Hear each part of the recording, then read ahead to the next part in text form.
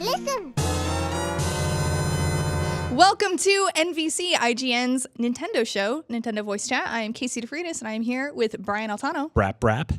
Herr Schneider, Das Brappen. and Tom Marks. I got nothing. I'm not that good. So I know. So Zachary Ryan is actually gone this week as well. He got his wisdom teeth removed. Oh, no. He's not feeling too hot, so he is not here. But we got Tom. That's great. Yep. That's right. And also, And I have my wisdom teeth. Nice. Me oh too. wow, that's right. You do have your wisdom teeth. Yep. I do not have my wisdom teeth. My mouth is too small. For I wisdom. feel like Shark's got it right. Like I want them as a spare just in case another one gets knocked out. So Is that fun a thing? fact, Yeah. wisdom teeth are here as an evolutionary thing so that when you were supposed to lose your teeth after not brushing your teeth in the wilderness, they would replace them and you could still eat. See? But now we have dental care, so we don't need that anymore. This is a weird show so far. Anyway, some housekeeping. The more you learn. Besides oral dentistry history. So we announced last week that the show is going audio only starting next week. And there's been a lot of questions and conversation around that. And we just wanted to address that and kind of answer some of your questions. Brian, I know you have kind of talked about this before. Yeah. So. Obviously, we love video here at IGN. I'm a video host. Video games have video in the title, so video is an important initiative for us here. We are currently working on a bunch of new video products, which we're really proud of. One of them I'm specifically proud of because I'm working on it, and that means I like it better than the other stuff. But this show is going to be audio moving forward, and that is probably making some of you go like, that sucks. I watch on YouTube every week. I totally understand that. I implore you to give us a chance, stick with us. If you watch on YouTube all the time, there's going to be some hiccups where you're like, I used to see your faces and make fun of what you wore and say that you look like video game characters. You can still do that. You can go to all of our other videos and all of our other comment sections and do that. But NVC on YouTube will be an audio show with a static image, but I think it's going to get really good. And so I really hope you stick with us. If you give us a few weeks and you don't like where it is, that's fine if you dip out, but give us a chance. I honestly think that audio shows have a tendency to be a little bit more loose. Yep. Yeah. This studio has a kind of an ability to kind of constrict. It's very professional. It's not as comfy. I never Yeah. feel as comfortable. But I mean, look, our podcast shows were audio shows for many, many years, and that's how they got popular, right? And we recently started syndicating the audio to new platforms as well, new listening services, and that's where most of the audience for these shows sit. And we're really, really happy that people discovered us on YouTube, but we're out of production resources and studio resources, and it keeps us from creating some new content. And I feel like there's more Nintendo news and more Nintendo stuff to talk about than just via a weekly show format. Yeah. So hopefully you'll get some more content that you like and not just lose this beautiful face. That one specifically is going to hurt to not see. I will also add, personally, I'm always have been a huge champion for smaller indie games on Switch, on 3DS, and everything else. And so I'm workshopping other ways to bring those games visually to the forefront for our audience to find, because it would break my heart if we couldn't find a way to connect those games with the big audience that IGN has. Yep. And so through other shows, through other means, through other features, I will be working on that specifically. And I know, Tom, that's your jam too. So yep. Yeah, keep it locked, as they say. So, if you watch the show on YouTube, pull out your Switch, play video games while you're listening. If you find yourself maybe gravitating towards iTunes or a podcast player, and you want to listen on your Spotify. commute, yeah, exactly. So all of those things, it seems tough right now. I think it's going to be awesome. I think the show is going to get better for it because it's going to feel less stuffy and more fun. And with that, we will transition to what I think is some incredibly awesome news for the show, and I think you will as well. Casey, take it away. Oh, man. Hey, guys. So you probably noticed that I've been hosting the show for the past couple of weeks, and that was us kind of transitioning into me being host. Hello, I am the new NVC host. Going forward. Thanks, guys. What's your name? My name is Casey DeFreitas. What's up, Casey? I'm on the Wikis team. And also because I'm on the Wikis team, sometimes they get really busy. So the only reason I'm able to do this is because of the support of my co-hosts, like Brian, Zach, Pear, Tom, Alex Osborne, Dan Parkhurst. A ton of people are making this able to happen for me, and I really appreciate it. And I hope that you stick with it and still like the show and like me and everyone else. Yeah. Yeah. And so- we'll, when things get too crazy for you, we'll do what we did in the past. We'll, Yeah. Zach will hop on, I'll hop on, Perry will hop on, Tom, you can hop on, everybody can do it. Yep. And when there's big stuff, don't think you're not going to see us again or the NVC brand again. There will be E3, there will be live shows, sometimes in our office, sometimes in different locations. We're actually doing some stuff in the office, not with NVC this week. So, this is not goodbye. Yeah. And I implore you, we are not going anywhere. Please reach out to us on Twitter. Go to our Nintendo podcast forums on Facebook.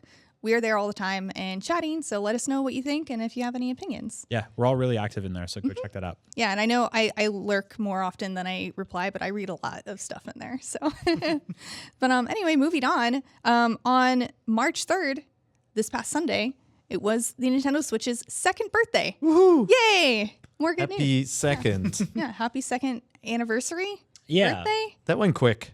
That really, Didn't it? really It did, yeah. fast. Yeah. That really brought a lot of joy to my heart, by the way, thinking about that first weekend when I got the Switch and the fact that was so intrinsically connected and synonymous with our first experiences with one of the greatest video games ever made, which is Breath of the Wild. And it's impossible to separate those two things. And I remember that first weekend, me and 15 other people at IGN ordered our Nintendo Switches through Amazon for day and date delivery instead of going to a store and getting a console like the olden days where they're going to bring them right to the office. And 3 or 4 people's Switches showed up to the office and 30 people's Switches got delayed. And so mine kept getting kicked around. And I went home that Friday night and I got basically an email from Amazon saying it wasn't going to show up until Monday. And I was so miserable. And I tweeted about how sad I was that I didn't have my Switch, which is such a first world problem, I know. But Jared Petty, friend of the show, former IGN editor, said, "Hey, I screwed up and I ordered 2 Switches. Yeah. Do you want to come up and pick mine up and pay me for it? And then you'll have a Switch tonight." And I was like, yes. And so I got in my car, drove 45 minutes to his house, and his wife was there, and she handed me a Nintendo Switch. And I went home and I played Switch all weekend, and it was the damn best. So thank you, Jared.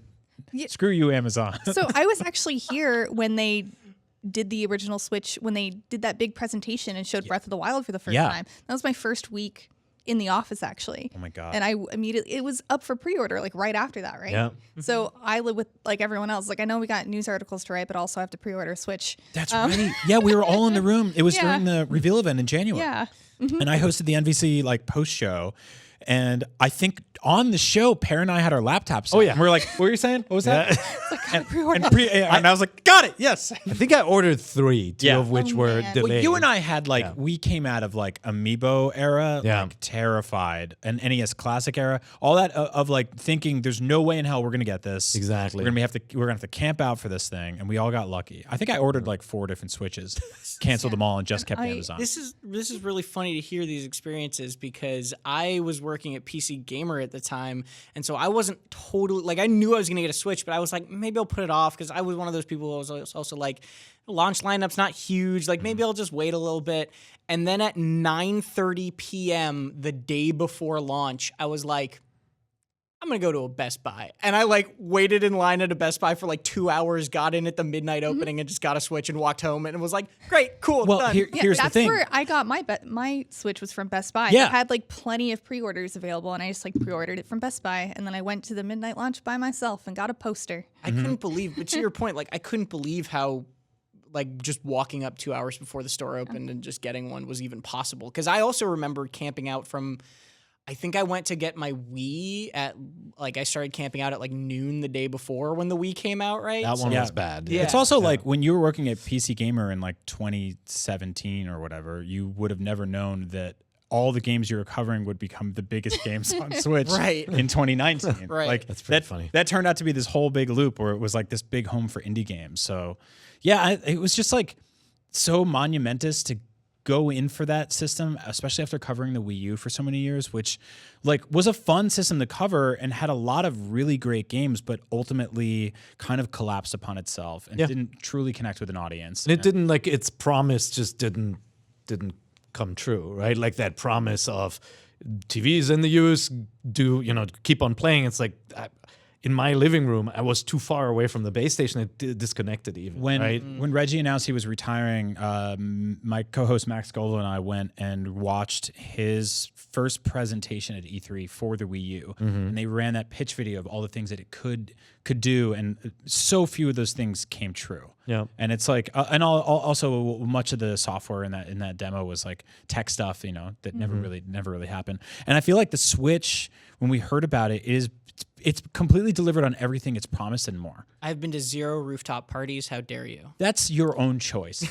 That's fair. But you're right. You're right. The promise of console quality on the go also is just true. That just came true. They didn't have it in the video, but I did play Mario Kart in multiple airplanes already. So yeah, I've played it on a train with strangers. I played Smash Ultimate at an airport with GameCube controllers. So no, that's amazing. I was like, I can't play this game without GameCube controllers. Hooked it all up, like had it like leaning on our suitcases. It's dedication. That is so awesome. So was that your favorite memory related to Switch? Yeah, I mean that whole first week was so cool. Like I would say that like the it still hasn't gotten old to me, like the novel idea of snapping on and off the Joy-Con and that clicking noise, that snap noise.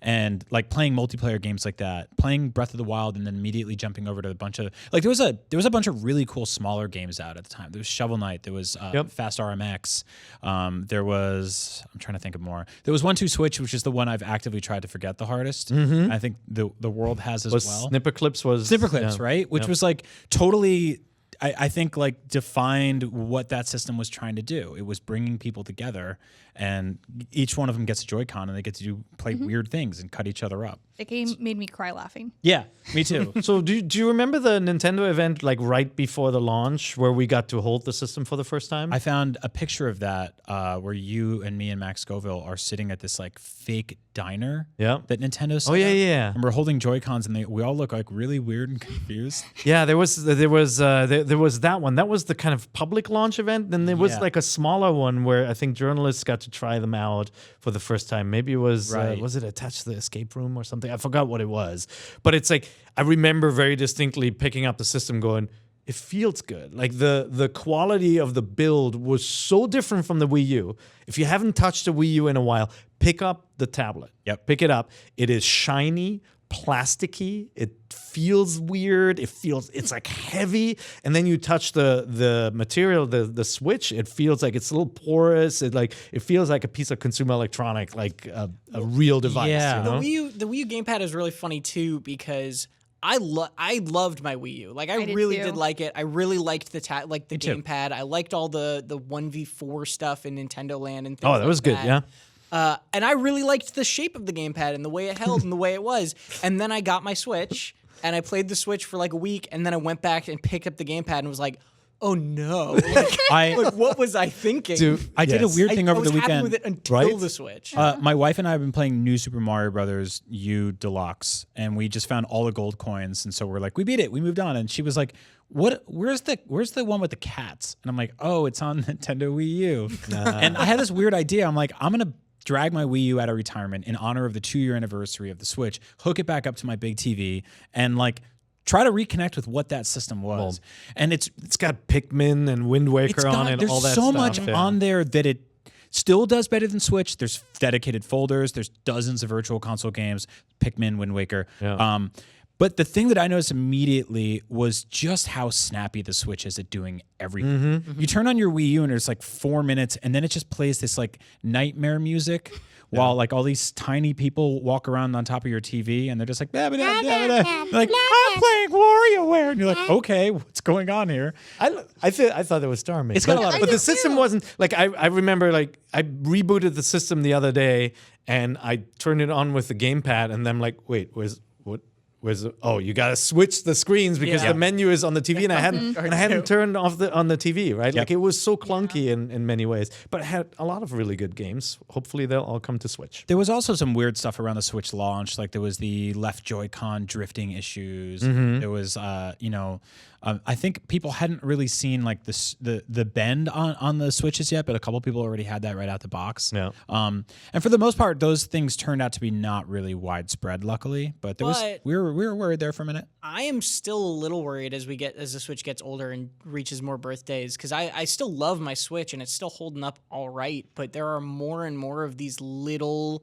quality of life problems that are cropping up, like Joy-Con, like my left Joy-Con doesn't click on and off anymore. It just kind of stays there. Or I know a lot of people have left Joy-Cons where occasionally it'll like drift up, like the joystick has been hit up, but you haven't hit it that way. I have one that drifts left. Right. Yeah. And there's like a bunch of like, there's these little things, kickstands falling off, right? Yeah. That's The early Pro controllers also have lots of issues Right. with D-pad left and right. And If you play Tetris, you know what I mean. Big issue. I'm still loving the Switch, and I'm still so excited that like I don't want it to end. I want this train to keep going and them to keep up their momentum, but I'm a little nervous because my Wii U gamepad is still fine, right? Like my Wii U gamepad lives and I feel like I could drop it under a bus and it would probably be I've okay. dropped my Nintendo 64 down the stairs twice and it still works. Right. Like I would those bring old it- systems. Well, luckily there will be another Switch upgrade out by the end of the year, and then you have to upgrade anyway. You don't have to worry about it. I don't know. It's just so funny to me, the idea of you being like, well, time to bring my Nintendo 64 upstairs again. Oops. Okay, look, I was like 11. Oh, I was okay, much that- smaller. that makes I more had sense. many stairs to encounter to get it to my next door neighbor's house, which also had stairs. There are a lot of opportunities. For Plus, me to- if I know the experience you're talking about, you're probably not just carrying the 64. You're carrying the 64 and 3 controllers and Yeah, 2 and all the games and a games. rumble Yeah. pack. and I'm like, I can do this. Yeah. I couldn't do it. The Switch is definitely one of the more, like, the build quality is phenomenal, but in terms of like Nintendo stuff, it feels less toyetic, and because of that, it feels less durable. Like there's in the Nintendo World Store in New York City, there's a Game Boy running Tetris that literally survived bombings in the Iraq War.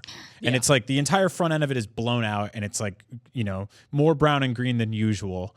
And it's got burn marks and stuff, and it's running Tetris. Oh my I feel like gosh. the Switch, like when you plug in your Joy-Con too many times, it just gets loose and tired. Or you put the little straps on the Joy-Con. Like that mechanism was designed by the devil. Oh, yeah. Like like how you can't hit a button to smoothly slide it off. You have to go like, Yeah, the first night I brought that Switch home and I tried to put the attachments on, I was like, oh, I already ruined my Switch in the first night. The Joy-Con Like, grips, right? Do you remember like standing there and trying to take one off and being like Oh, almost in no. tears, and you're like, it's over. I saw something you posted in the NVC group where you were like, oh, I had to watch like a weird Swedish YouTube video on how to like fix that. Yeah. nice.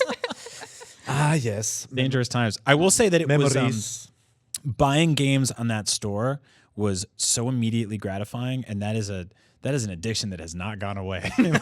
do you have like me? You have many rows of games. Yes. on your Switch. Yeah. To the point where I was out of save space too. I had to like delete stuff because the core system was just full with saves. I did the same thing, yeah, and I was I upgraded to the 400 gigabyte card recently because those at launch I have those that one were too. like as expensive as a Switch. Yeah, they were really pricey. Now you can get them for like $60. Yeah, I think like I got When they're mine on for sale. like 88 or 90, 95 or something, but they're like 70 or 80 bucks now, which is great. I do love that the system supports hoarder mentality by showing you all the icons of everything you have, even if it's if you need to re-download it. It's a really, really simple, really good UI. Like it's so fast. And 2 years later, they've kept it pretty light on features and bloat, and I think that's completely intentional because it's as snappy and quick and responsive as it's ever been. I turned on my 3DS, which I had customized with badges, and I'm too. like, holy hell.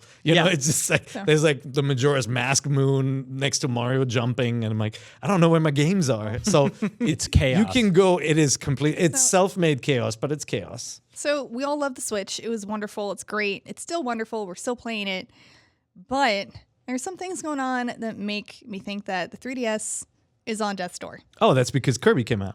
Well, there's a lot of things. Also, so Pokemon, Fire Emblem, Animal Crossing, a 2D Zelda, and Monster Hunter are all on Switch now, which used to be really big 3DS sellers.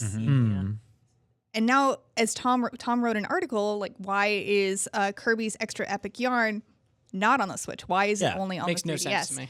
And So can you tell us a little bit about that? Yeah, I got to play Kirby's Extra Epic Yarn over the weekend and on my 3DS, which I literally had to find in a bin, and then was like, oh wait, I need the charger too, and like it was this whole to do. But that's on me, not the game. That's a US bin, not a UK bin. You didn't put it in the trash Yes, can, it was not right? literally Okay, in the good, trash good. can. I was worried for a second. But Kirby's Extra Epic Yarn, just to start this off, still a great game. Yeah. Really fun platformer, really adorable, very cute. Not like a traditional Kirby game, but Kirby games have never, they experiment, they do weird things, so this game was in line with that. This was originally a Nintendo Wii game. Yeah. Yes, it was a Wii game that came out in 2011? Yes. 2010? No, I think it's 2011. I remember playing it in my dorm room that looked like a jail cell. So Okay. There you go. I won't go into that anymore. But the thing that struck me about this is it's still good. It's a good port. They added some new things. There's a DDD and a Meta Knight mode that are like not huge, but they're amusing. They added these new powers that make an easy game even easier, but it's like they're cute and fun. The thing that struck me is there is no reason this game should be on 3DS. Like Well, okay. No reason that made sense to me fully because, and I'll list As a it off. consumer, as someone yes. who owns the 3DS and the Switch. Yes, Nintendo. From Nintendo's perspective, maybe there are reasons, but from somebody just wanting to buy this game, there's no 3D support. It doesn't really use the 2D at all, or the second screen at all. Like there's little things here and there, and it uses a touchscreen for like the decorate your room thing, but that's it. It doesn't use it in any real creative or significant way.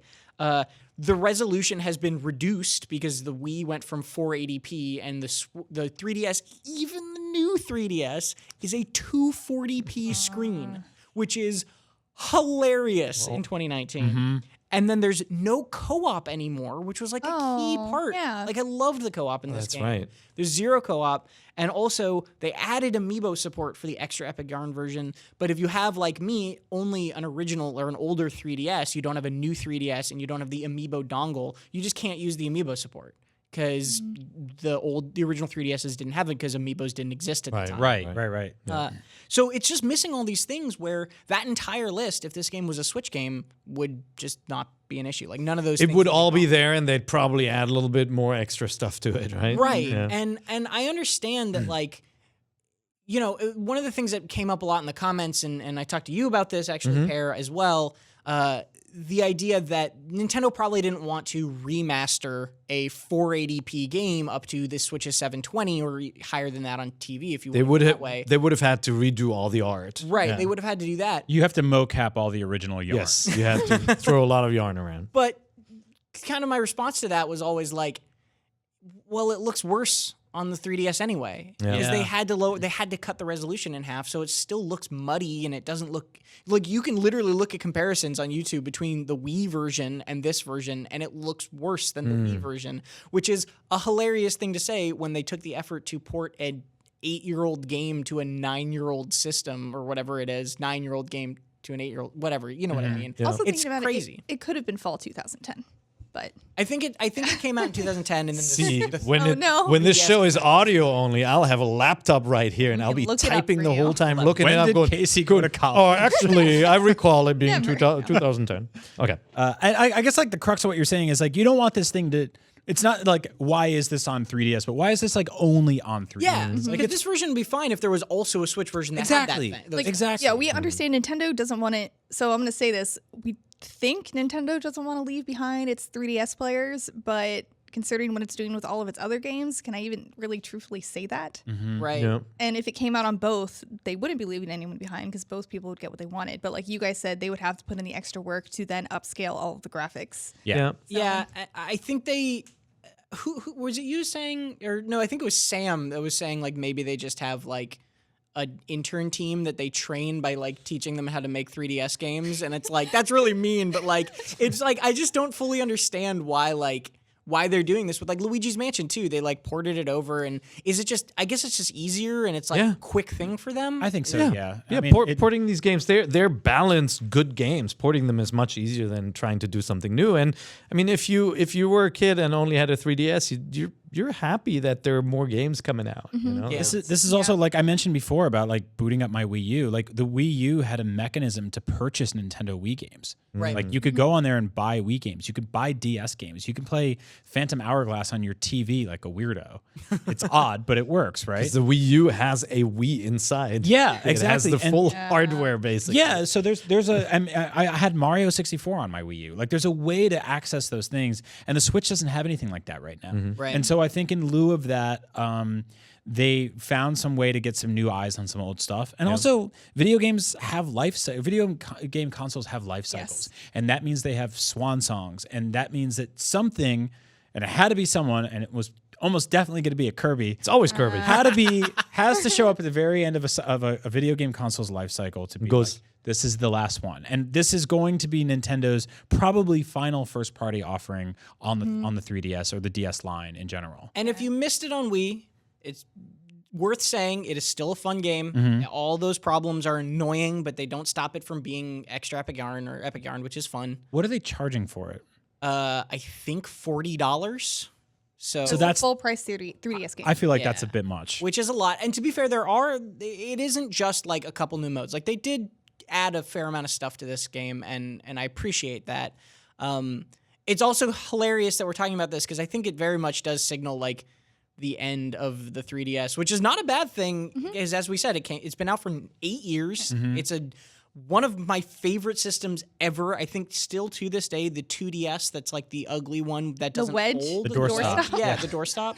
$80 for access to the entire 3DS and DS libraries is maybe the best value in video games today. It usually has like Mario Kart built into it too. Yeah, Like, it's crazy, but you know, it's getting to its end. I think the only major game I can think of that is still on the way is Persona Q2, which is coming out in June and came out in like November or September of last year in Japan. right. And that's all I can think of. the odd thing here is that Nintendo has always had a home console and a handheld. So I think that's why everyone's concerned Yeah. and confused. That Now they're- it's the same thing. Yeah, exactly. Yeah, it is. them. It's I don't know. I think it's going to be pretty invigorating to see them firing on all cylinders. You know, with this hyper focused laser beam, where all of their stuff goes to one platform instead of being spread across a multiple amounts of different mechanisms of play.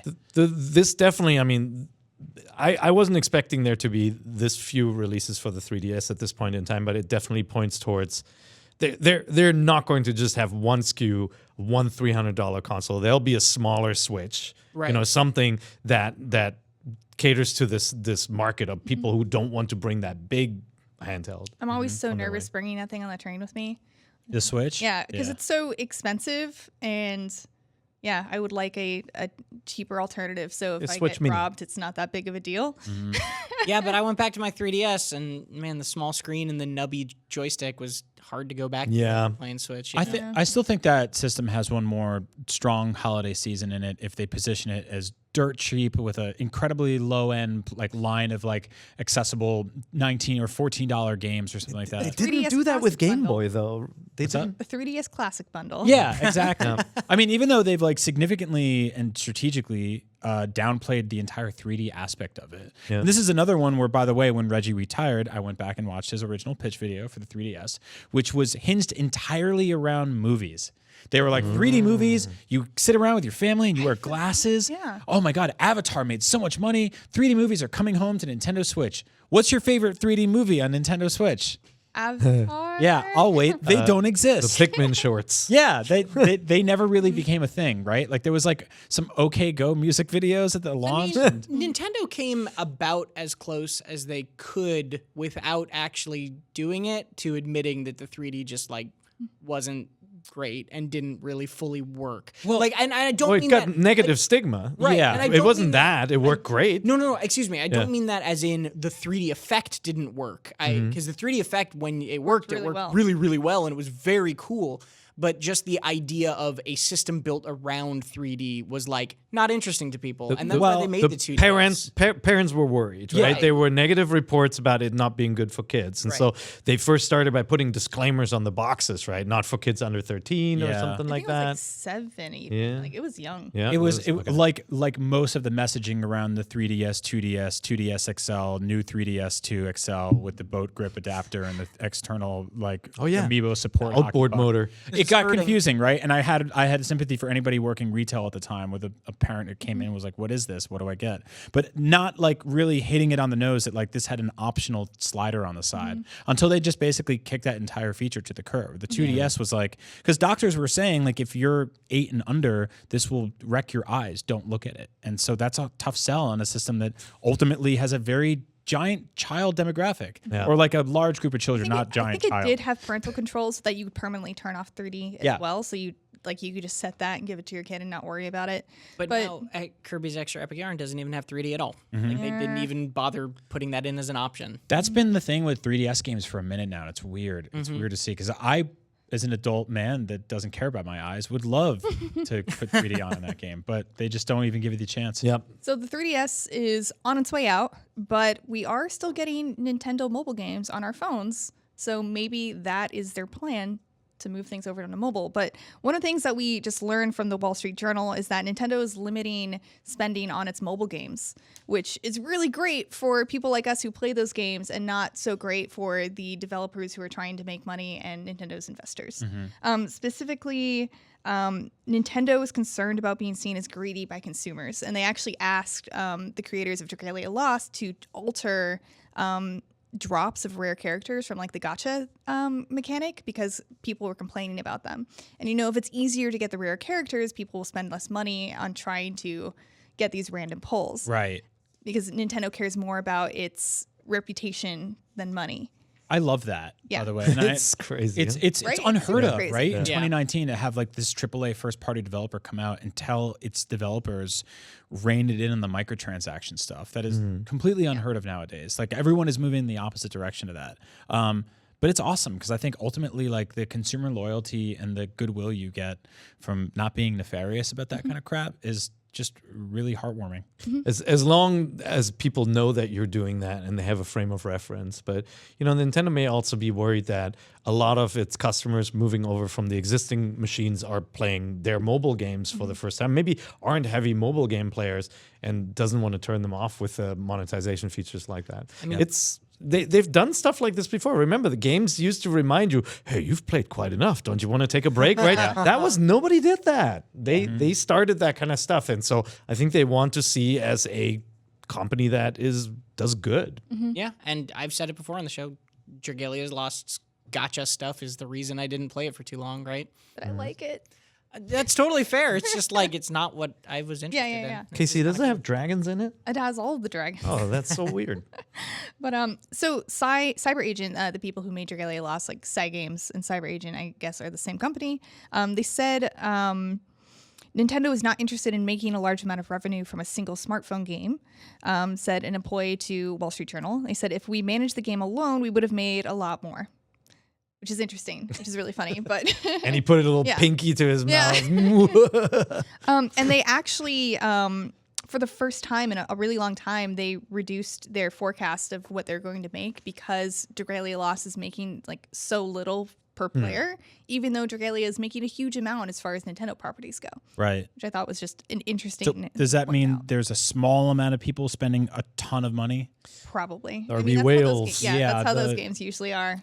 That was that Zynga that was just like, oh, we call them whales. Yeah, Maybe I don't do think that. they coined it, but the term whale is somebody who's a hyper consumer, like somebody who spends a lot of money. Like a whale eats a lot, right? It's not the nicest term for your most horrible. for your just most Your treasured best customer, audience. huh? Yeah, like a restaurant owner is like, hippos, come in. Come on. Pick, Like everybody pick a comes better up- name. People come up with like cool names for their most diehard fans, and like you wouldn't be like, "Oh, we're whales. We play this game a lot." Like, Call him Bill Gateses or something.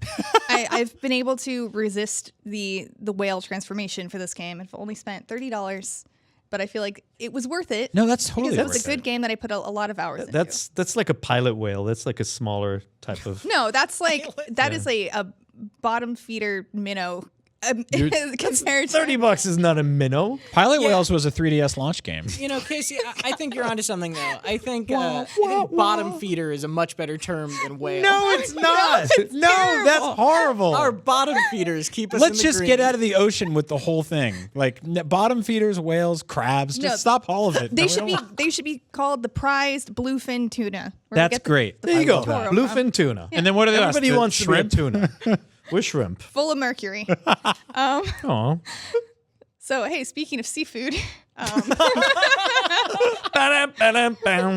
no, speaking of seafood, Sakurai, I guess, got some food poisoning while working on Smash Ultimate. That was amazing.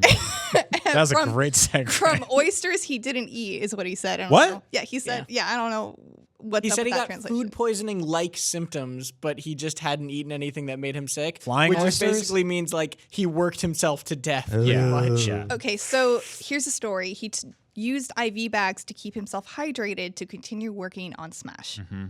That's bad. is so you should scary. take breaks. Yeah, Yes. I'm Yeah. not okay with any of that. Yeah. I would have much preferred a worse Smash Bros. Game and Sakurai not having to do that, but maybe I'm in the minority there. Hey, I would have preferred that game get delayed, and maybe I could have finished Let's Go Eevee at my first Pokemon game instead of like rushing through it as fast as possible to be like, Smash is out in a week. I go to easily played Smash Brothers in March. Easily. It's very on brand for him, right? The Smash games are just packed full with stuff. Like there's always one more thing, one more reference to a classic Nintendo franchise. So I mean, it's easy to see this guy doesn't want to go home, right? He wants to keep on working on this game and make it good. Thank you for that, but dude, please don't get sick. You know, we have this ongoing conversation as an industry and with its fans and developers and everything about crunch and like how it's a negative thing and it's a bad thing and it's not necessarily always imposed by the studio, but it's something that's sort of like creeps up on you, and maybe a bunch of people do it at the same time without even really thinking about it. Everything we've read about Nintendo's company culture is the opposite of that. Like we've read that they have positive working environments, people that work there for a long time. A customer survey just went out, or it was like a employee survey thing went out recently, that the average length of time that an employee stays at Nintendo is something like 13 years. Jeez, yeah. It's a company of like lifers, and people want to be there for a long time. They like being there, and they leave early, and like their CEOs take pay cuts when they have bad years and stuff. Yeah, and which so is crazy. this feels like this is on so him. Sakurai did say that he's a freelancer. He could choose to leave, and if he wanted to, he could probably come in and work once a week. And as long as he got things done, Nintendo would be fine with it. But he is a workaholic, and he said he put new restrictions on himself and said, I have to leave at 10 p.m. every day tonight, no matter what, even if I do want to keep working. What I don't get is, how does he still look like 20? He looks so young still. Yeah. It's weird, right? It's like Paul Rudd's disease. Yeah, there's like he's been the exact same age for 35 years. He's got a painting of himself in the basement that's slowly aging every day. Do you think that's what it is? There's like Pretty sure. Okay. Pretty sure. And he crawls into it and comes out a new man every day, like something weird, fantastical. Literature kids, read Okay. it. Read it. I'm into it. Yeah. But yeah, don't work that hard. Yeah, if you are so sick that you become dangerously dehydrated to the point where you need an IV bag, maybe just stay home and drink some water and Gatorade. Or Pocari Sweat if you're in Japan. Ooh. Pocari Sweat. Yeah. My favorite salty drink. It's a horrible name that for something salty. that's pretty good. It does taste salty. I didn't think it tasted It's like salty. that weird It's like isotonic sweet. salty flavor. It's like bubble salt. Like Dasani water, but with flavor. No. Dasani has It tastes salt like- added. Pits. I don't know. What are we talking about? Pocari Sweat? Pocari Sweat You haven't had is Pocari Sweat? an It's a electrolyte sports drink. hydration sports drink Gotcha. that you drink when you're sick or working out. It tastes like Like Gatorade. licking an armpit. Everyone go Take taste your guys- Pocari Sweat and judge it on your own. Okay. You can your find it word at for your it. local Japanese supermarket. That's right. Yeah. So we do have some news. Actually, we have quite a bit of news. But first, Trine 4, The Nightmare Prince is announced. It's going to come out fall 2019 on the Switch. Tom, are you a fan of Trine? Yeah. When was the last time you heard an games. indie game get a 4 after the name? Jesus. Like I'm trying to think of the Yeah. last indie game that made it to 4. Oh man, that's a really good question. Yeah, I'm that- excited. Let Trine's us great. know in the comments. Yeah. Any games Gears that of have War. a fourth installment. Gears of yeah, It's an independent developer. notable indie game, Gears of War. Fine. No, Trine's great. They're 3-player or just 1 player where you switch between them platformers that are physicsy, puzzly based, and they're all real fun and they're real good. And Beautiful. They're they're gorgeous. really too. lovely. I played this game on Wii U. You played Trine. I played a Trine game. two. Was One of it them. 2 back This then? game Yes. looks so pretty and Or 3. charming. Yeah. It looks, I mean, and it's weird to say this, but like it doesn't look overly revolutionary to the Trine concept or anything. Like it looks new and better, but I don't really care. It's just Trine is really good games. It doesn't need to be revolutionized, and I'm excited for more. Always fun multiplayer games. Yeah. If it's like a side scrolling Puzzle platformer. gauntlet kind of game, right? Where you have like the different character classes, but Yeah, similar in more that regard. more focused on using your powers. Yeah. And less charming, more scary, Friday the 13th, the game Ultimate Slasher Switch Edition, that's actually what it's called, is coming to Switch this spring. I new rule. I think that if your game name at 18-point font is longer than the Switch is wide, you gotta cut it down. Yeah. That's my rule. New rule. So did you guys play this? I haven't played it. So it was a really good idea, and it was really fun to play, but not because the game was so well designed, because it was so glitchy. It was super janky, and Yeah. they sort of leaned into it. My friend Ryan Scott, who used to work here at IGN and at GameSpy, got insanely into this game and can Good John Ryan. could write a book about Oh, did look like John Ryan. the spawning locations and all of the enemy AI patterns. He just got super into it. It definitely found its community. That said, I think the best ways to play this game really hinge on strong communication skills and voice chat and a bunch of other things that the Switch is not really notable for. So It's also the second 1v however many horror film killer movie game that we're getting now, which Yeah. Dead by Daylight was also announced recently. And Yep. when Dead by Daylight first came out, people were like, oh, it's basically like a Friday the 13th game. And then Friday the 13th, the game was announced, and everyone was like, oh, it's literally Friday the 13th the game. So But I have a feeling this will have the built-in chat. Yeah. I don't think they'll use Nintendo's app. I think we'll hear more. This month is the Game Developers Conference. I think we'll hear more about chat middleware and other middleware for the Nintendo Switch. And I hope this is not just D-pad commands and stuff. apparently there are Because screaming is half the fun in this. yeah, there there's are two games right now that use direct voice chat on Switch. I think it's Fortnite and Warframe. Maybe correct me if I'm wrong. If Definitely there's another one Fortnite. out there. yeah, But that's cool. yeah, I hope it comes out and it's still good and we have voice chat.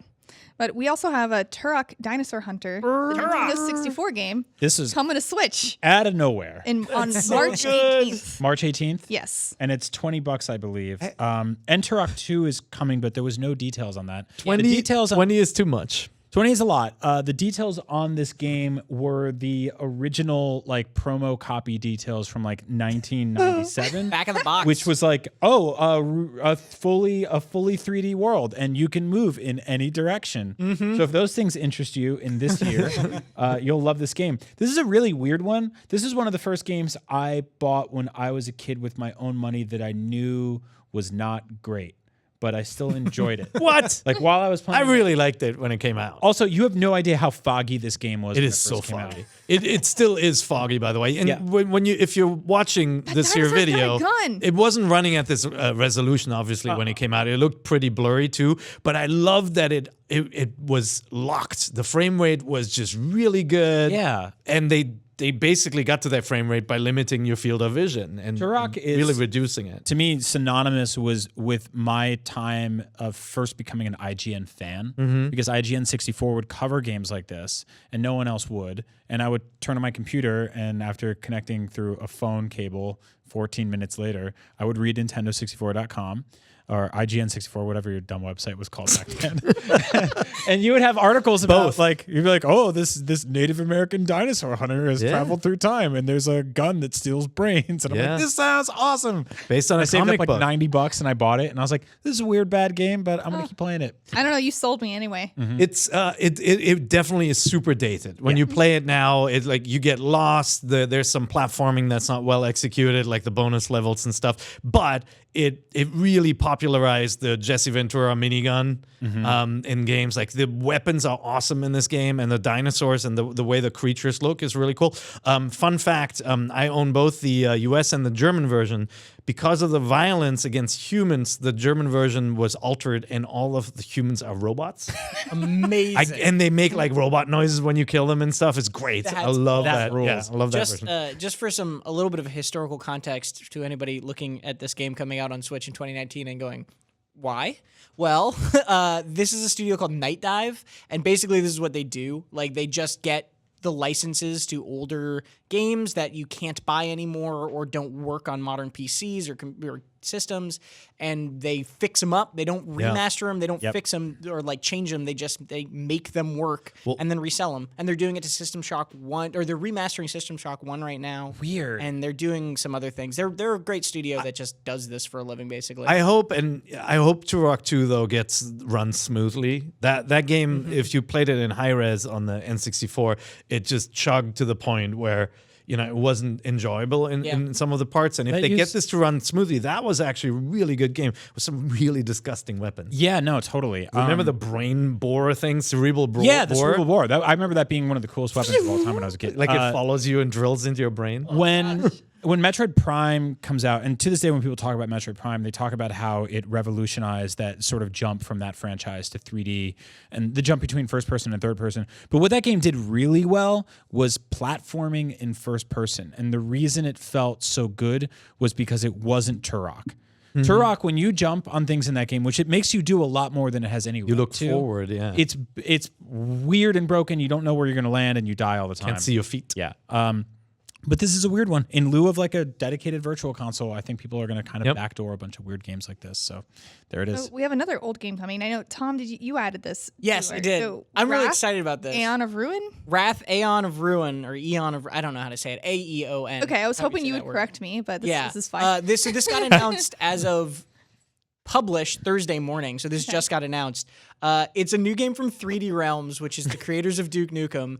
It is made in the Quake 1 engine. It is a brand new FPS made in an engine made in 1996. But why? Wow. So they made a game called Ion Maiden a couple years ago. Yeah. Or no, 2017 it came out in early access, I believe, and it's a shooter made in the Build engine, which was the game that the engine that Duke Nukem 3D was made in. Right. And Pseudo basically- 3D, right? Yeah, and basically 3D Realms was like, well, we made a 2D 3D game. Now we can do 3D models, and they just like moved on to the next engine chronologically. Wow. And I played it, and it's really silly and fun. It is a Quake style, really fast shooter. It's coming out on PC in the summer. Is it brown? It's very brown and gray. Good. But they added more colors. The thing is, like the funny thing is, the engine can do a lot that it couldn't do when hardware sucked or when hardware was 20 years younger. Yeah. So the game actually on PC is capped at 666 frames per second because if they didn't cap it at that on modern machines, it would run at 1,000+ frames per second. Even a pilot whale can't see that many Pilot frames. Whale. And that struggled to run on 3DS at launch. It's a When it fun. never came out. So this is a pretty cool. Yeah, this is a pretty cool, fun Quake game, Quake-like game. Weirdly, it's coming out on PC this summer, but it's coming to Xbox One, PS4, and Switch at the early 2020. They said. Sure, Oh, bring it wow. all. So we don't know when exactly, but there's going to be a Quake 1 1996 and Quake 1 engine game on Switch. That's great. brand new. I love that. It's very weird and cool. Totally into it. Keep an eye on it. So, hey, another old game news. We talked about Resident Evil coming to the Switch last week, and we just learned some extra information about the pricing. That's right. In typical NVC fashion, about 8 seconds after we recorded last week's episode, we got the pricing on the ports of Resident Evil Remake, Resident Evil 0, and Resident Evil 4 coming to Switch, and they are all $30 each, which is ridiculous. That is $10 more than any of those games were when they appeared on literally every other console and platform just a few years ago. And I'm kind of bummed about that. And like I said last week, this is not one of those like things that's happening because the Switch has that Switch tax when things get ported. It's the port tax. The port tax, right? And it's usually because something gets a physical copy on Switch, and to make up for the fact that they're putting out in that tiny card and they're making a box and everything like that, they bump the price up a little bit. Resident Evil 4 is never coming out physically, or if it is, it's not announced right now. It's a digital-only game, and Resident Evil 0 and 1 are on one cart, and 1 is a download, and 0 is there. So the Switch tax thing falls apart. It doesn't work. I think this is Capcom going, can we get away with this? And me going, yes, but with 2 middle fingers up. And I'm mad about it because I know I'm going to buy Resident Evil 4 because it's one of my favorite games of all time, and I can't not have it on Switch, portable for the first time in Resident Evil 4 history. But it just sucks. You've had a handle. Yeah, I guess. Maybe they're putting this extra tax on Resident Evil so that they can get funding to make a Monster Hunter Switch game. That's weird. That's not going to happen. That's kind of like but- robbing Peter to pay really, Paul. But really sure, I'm into connected it. that well back to dragons. Yeah. Yeah, the thing is, like, we haven't really figured out how feature-rich these ports are. They might just be drag and drops from like the PC version or even the GameCube handle version. So we'll see. But right now, we don't know a lot. We do know they're expensive, and I do know I'm going to begrudgingly buy at least. Of course you will, because I'm stupid and I'm part of the problem, and I'm sorry. Aw. And also, real quick, before we move on to games out now and out this week, just PSA, you have just a couple of days left to download the Daemon X Machina demo. So if you're interested in playing that and giving your feedback, go and download it now. But hey, there's some games out now. There's Deltarune, Anodyne, Swords and Soldiers 2, Shawarmageddon. and Valley. And I think Ape Out Ape Out. is one of the best of the bunch. That's my favorite this week. Yeah, So- for sure. that game's a really good time. So it came out on February 28th, and it has an 8.8 score. So which is great. 8.8. Very great. 8.8. 8.88. Yeah. Gosh. Did, Say that 6 times fast. Did you played it on Switch or Yeah. Which is, I think it's ape on the IGN scale, right? Yes. I really, really like this. And you guys know I'm not a fan of random levels, procedural stuff. I'm not a big roguelike player. I really like this because the way the levels are remixed is fairly, like, you have a definite kind of progression through the levels as you get to the next chapter. New enemies are introduced, and so it feels like you're making progress. I love that sort of setup. This game is all about feel. Yeah. And sound, and how the feel of the game and the sound and the reactions all like come together. It just feels so good. So it looks like a top-down action game where you're playing an orange gorilla. That's and right. Attacking people with guns and this- turning them to shoot other people. And very stylized graphics. You have two actions. You can smash somebody, like punch somebody, make him fly against the wall and burst into like blood spurts, or you can grab things. So you can grab an enemy, hold them, and basically use their weapons for a limited time against others, or you can grab a metal thing off the wall, use it as a sheet, and throw it at people.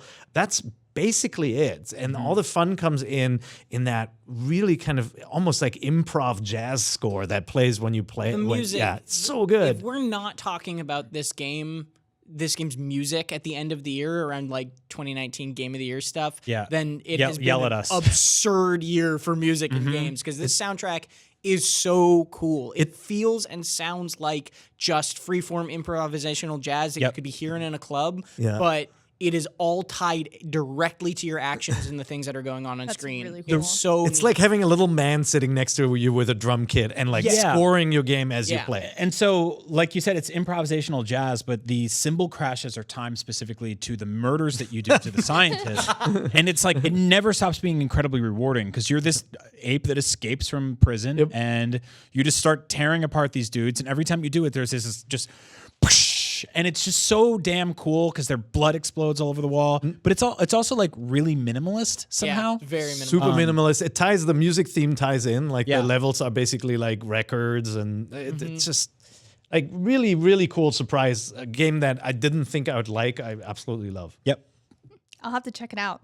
So we have a lot of games on the list and not a whole lot of time, so I want to skip ahead to games out this week. Maybe not now, but Kirby's Epic Yarn, we already talked about that. Kirby's Extra Epic Yarn is out on March 8th on the 3DS, but also Assault Android Cactus Plus is out on March 8th on the Switch. I know, Perry, you were playing that, Brian? I am too, yeah. I really dig it. Yeah, cool. it's really fun.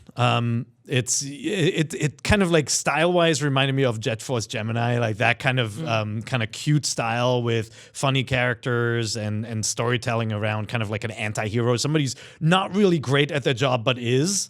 Yeah. And it's just a crazy kind of room-based twin stick shooter. Yeah, I like it a lot because the bullet waves like sort of automatically magnetize to the enemy patterns that you're attacking, so you have to sort of selectively figure out where you want to sway that. You're also managing certain energy meters and batteries and stuff like that. So there's this push and pull and ebb and flow of whether or not you should grab a power up or go all in on a boss. And it gets really tough. Yeah. And I dig it, and it grades your score. It's like just kind of really brutal old school action stuff, and I definitely dig it a lot. Yep. There's a lot going on. This is one of those games that clearly has been play tested to death, right? Like to the ends of the earth and back. They did so many little things to refine just the experience and how you flow through the game that is just it's wonderful. When this first came out back on PC and like years ago, it was this huge topic amongst indie developers and game developers, basically being like, "Yo, not many people are playing this right now, but it's something else, and it's something worth paying attention to." And I think it continues to be. Yeah, I hope it gets it gets a new set of eyes on Switch. So, did you want to talk about any games you're playing before we move on to questions? Yeah, I really like. So there were a couple. I'm really liking Swords and Soldiers 2. If you haven't played that, the first one just came out. We talked a little bit about it, and so we don't have to go into too much depth. And yes, it's Schwermageddon. The sheep were stolen from the Schwermer shack or something. But you're playing as Vikings, and you can actually play split screen against each other, 2 players, so you can play online. And it's like a tower defense game where you basically send units into battle. And you have to kind of produce countermeasures to what your opponent is doing. 2D tower defense, right? Like 2D tower, side-scrolling tower defense. Like you don't have like pathing like you'd have in an overhead one. But it's got a kind of goofy sense of humor. It's really well made, like a really quality game. It's really colorful and cute too. Yep. Yeah. What is the story like? Nonsense. Nonsense. Cool. Come on. I'm into like it. it is really about shawarma. Okay, and it's out now. Yep. You can play that game March now. 1st. Now, so there were so many games that we did not touch upon, but I did mention them, so look them up if you're interested. Anodyne is worth a look. Like if you like a Zelda-like kind of 8-bit I'm playing takeoff, And it's it's rated really M fun. for Yeah. mature. It's rated M for mature. It which is mature. interesting. You have a broom. It looks like Mother, like Earthbound, but yeah, you have a broom instead of a sword, and people make fun of that all the that's time. cute. Yeah. And Deltarune is also out, which is free, and it's the first chapter of a full game from the person who made Undertale. So definitely check that out as well because it's free. So now let's do a game that some people don't agree is a game called Question Block. Oh, that's not a game. Game of the year. That game. It is the game of the year. It's the game of every year. It's definitely a game during the year, but might not even be a game at all. So if you do have questions, you can reach us on our Facebook forum, Nintendo Voice Chat Podcast forums on Facebook. Gosh, I've said Facebook so many times. But anyway. Facebook.com. Our first question comes from Phil Mansfield. He says, with Turok coming to Switch, what other third-party Nintendo 64 games would you like to see follow it? Ooh. Blast Core, but that will never happen. What is Blast Core? It's an awesome game from Rare. Oh. Hey, I had another awesome. You mentioned it already. Yeah. Jet Force Gemini was mine. Yeah. So another one that's not going to happen. It's hard to not name Rare stuff and Nintendo stuff when thinking about the 64. N64. But Yeah. But N64, I mean, some of the great developers of today, like Sucker Punch, got their start there with Rocket Robot on Wheels, which nobody played. I'd love to see some of those games coming back.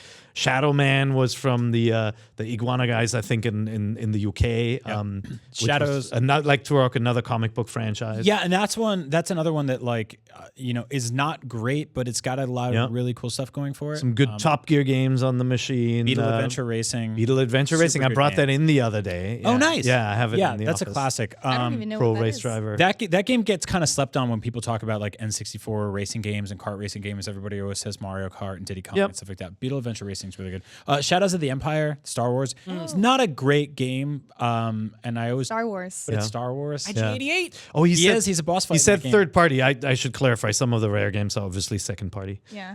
Yeah. They are third party games. Oh, God, they were Yeah, some I couldn't even Space think Station of any. Silicon Valley from DMA. Mischief The makers of Lemmings and GTA. Shake. Mischief Makers, which is a treasure action platforming shmup Side scroller Shake, early shake. game. One of the only 2D games on the N64 because people were terrified of 2D games. I think Nintendo published that here as Mischief Three Makers. people in the That's right. audience understood that shake reference, but that's okay. Yes. It's what Oh. you say in Mischief Makers. Sorry. Oh, shake the dude. Right. I totally forgot. Only one game needs to come over. What? Ogre Battle 64. Of course. Jesus. I totally forgot. We have not seen a great Ogre Battle game like that since then. We could also get, that's Just one of the only tactics. ways we could get Resident Evil 2 on Switch. Oh, yeah, there you go. Outside of like some weird cloud-based Japanese streaming thing. There you go. We want all of the 64 games. We wanted them all. Our next question comes from Keaton John Armstrong.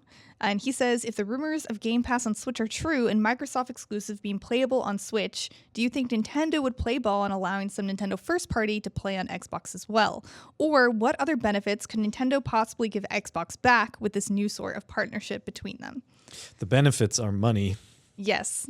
And I do not think Nintendo will let first-party games like Zelda or Mario be played on another console. No, I would not be surprised, and this is just me speculating, but I would not be surprised if this is a very one-way street if this happens, because it's Xbox. It's very in the style of what Microsoft and Xbox have been doing. Of Xbox isn't a console anymore; it's a platform. It's a whole ecosystem. It's an idea, man. Yeah, as hippie as that is, yeah. But like they've been doing this with bringing all of their Xbox exclusives to PC and even giving you the PC version free if you buy the Xbox one. Right. Yeah. And that was a thing where when they announced that they were going to do that like 3 or 4 years ago, everyone was like, yeah, we'll see. Like, and they've been doing that. Yeah. They've been doing a very good job of that, and I think hopefully have been seeing positive results from that.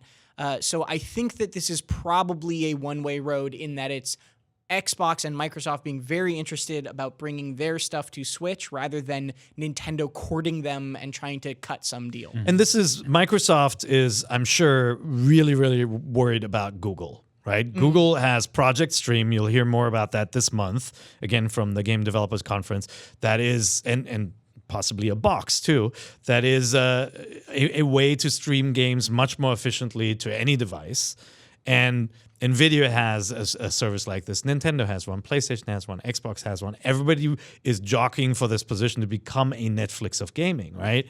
And Microsoft probably said, let's open it up. It's not going to just be on our Xbox box. It's going to be on every machine. And let's see if we can bring it to this handheld too. And frankly, I think they'll sell a lot of Game Passes that aren't like losses of Xbox sales for Switch owners, right? There's a lot of people who own Switches and are not going to buy Xboxes ever, but would subscribe to Game Pass potentially. Yep. And then the nice thing about the Switch is that it is not a 4K screen, and so Microsoft still has this upsell where they say, well, if you want to see what Forza looks like in 4K, you got to buy yourself an Xbox One X or a high-end PC, obviously.